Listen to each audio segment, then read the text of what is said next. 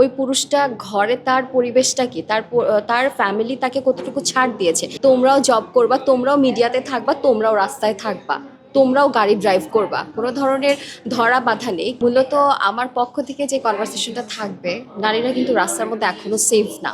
যদি বলতে চাই, দেখা গেছে, আমি যদি খুব শর্ট করে একটা সামারি বলি, রাত 12টার পরে যদি মেয়েদের ইচ্ছা করে রাস্তার মধ্যে হাঁটতে বা ঘুরতে, সে কিন্তু চাইলেও সেটা পারবে না। কেন পারবে না?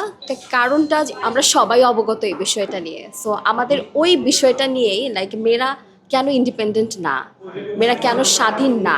আমরা বলি স্বাধীন বাংলাদেশ, বাট রাত 12টার পরে যদি আমাদের ইচ্ছা হয় ওয়েদার অনুযায়ী বা হোয়াট এভার ইট ইজ, কোনো কিছু খেতে যাওয়া বা কোথাও ঘুরতে যাওয়া বা একা হাঁটতে থাকা, তো ওইটার জন্য কিন্তু আমরা নিরাপদ না। সো ওই নিরাপদের জন্য আমি চাচ্ছি যেটুকু করা দরকার সরকারের পক্ষ থেকে বা আমরা জনসাধারণ এগিয়ে আসলে ওই জিনিসটা হবে কি না।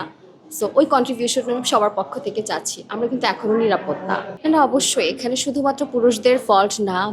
আমরা শিক্ষাগত যোগ্যতা থেকে এখানে কারো ঘর মানে ধরা বাঁধা নেই যে শুধুমাত্র পুরুষরাই শিক্ষাগত যোগ্যতা থেকে এগিয়ে থাকতে পারবে বা কর্মক্ষেত্র থেকে এগিয়ে থাকতে পারবে, নট লাইক দ্যাট। এখন কিন্তু বর্তমান প্রেক্ষাপটটা বাংলাদেশের অধিকাংশ ঘরের মধ্যেও মেয়েদেরকেও সাপোর্ট করে যে তোমরাও শিক্ষাগত যোগ্যতা থেকে এগিয়ে থাকবা, তোমরাও জব করবা, তোমরাও মিডিয়াতে থাকবা, তোমরাও রাস্তায় থাকবা, তোমরাও গাড়ি ড্রাইভ করবা, কোনো ধরনের ধরা বাধা নেই। কিন্তু কিছু কিছু আছে যেগুলো যে সব জায়গায় ভালো মন্দ থাকে, সো দ্যাট আমরা ওগুলো নিয়ে, বাট এমন কোনো ধরা বাধা নেই যে শুধুমাত্র পুরুষতান্ত্রিকই দেশ হবে, নট লাইক দ্যাট। এখন কিন্তু খাপ মানে যেহেতু খাপ মিলায় চলতে হয়, মেয়েরাও পুরুষদের সাথে খাপ মেলাচ্ছে, পুরুষরাও মেয়েদের সাথে।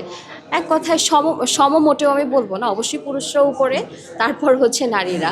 একটা জায়গায় যদি আমি যেমন আমার বর্তমান ডেস্কে বসেছি, পাশে যদি আমি চিন্তা করি শুধুমাত্র মহিলাই বসতে হবে, নট লাইক দ্যাট। পাশে আমার পুরুষও বসতে পারে। এটা আমার যেহেতু একটা কর্পোরেট সেক্টরে কাজ করছি, রাস্তাঘাটে চলাফেরা করছি, শুধুমাত্র আমার জন্যই, মেয়েদের জন্যই বরাদ্দ থাকবে, ছেলেদের জন্যই বরাদ্দ থাকবে, নট লাইক দ্যাট। আমরা কম্বাইন, সবাই মিলেমিশে কাজ করতে হবে।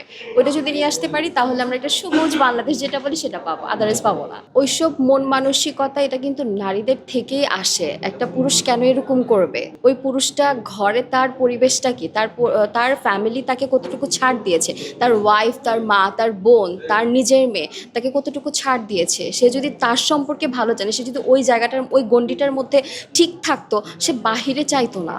আমার কথা হলো সে, হ্যাঁ এটা অবশ্যই ওই লোকটার ফল, সে করছে, এটার জন্য আমি তার তার অবশ্যই তার একটা দণ্ডনীয় অপরাধ করছে, সেটার জন্য আমি ফাঁসি কামনা করি, এটা মন থেকে।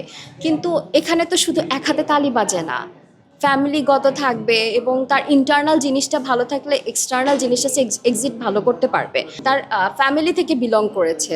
পুরুষটা যদি প্রবলেম থাকে তাহলে তার পরিবারের মধ্যেও সমস্যা আছে। যদি পুরুষটা ভালো থাকতো, পরিবারটা ভালো থাকলো, পুরুষটা এই কাজটার মধ্যে সে লাইক করার জন্য সে একটা ভিতর থেকে সেই মনোভাবটা কাজ করতো না।